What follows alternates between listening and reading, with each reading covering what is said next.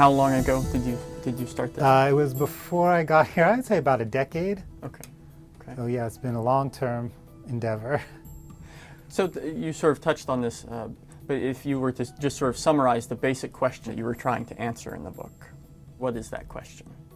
The basic question is, do affluent Americans have dominance over the shape of government policymaking, and is that more true now than it was a few decades ago?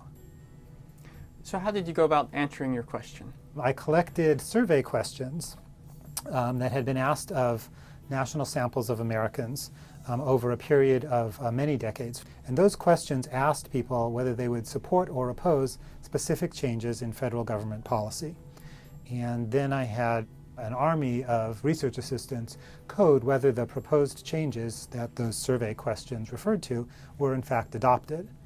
And with those data, and as I put together a massive data set with all that information, with that I was able to assess the probability that a change in government policy would take place depending on how much support or opposition it had among lower or middle class or higher income Americans. So what are your most important findings? So the most important findings are, first, that the degree of inequality in influence over government policy is enormous.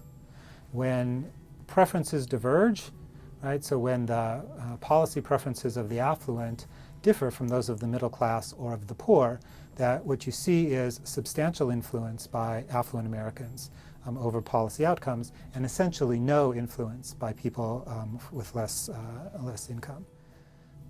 And why does that matter? Well, it matters for two reasons. One is it matters in sort of a broad, sort of abstract sense, in that to be a democracy means that all citizens have some ability to influence the choices that the government makes. But in a more practical sense, it matters because the specific policies that result from the influence of different groups shape people's lives in, immensely important ways. So what's sort of your takeaway from these findings? There's a few things. So one would be to look at campaign finance reforms.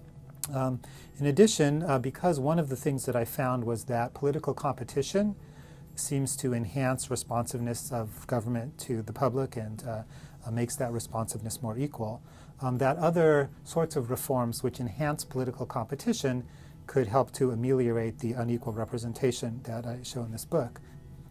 And then the third way that this could be addressed is to focus on those sorts of policies where affluent Americans and less well-off Americans agree, or at least agree more. And so things like government support for education gets strong support even for people at the top of the income distribution.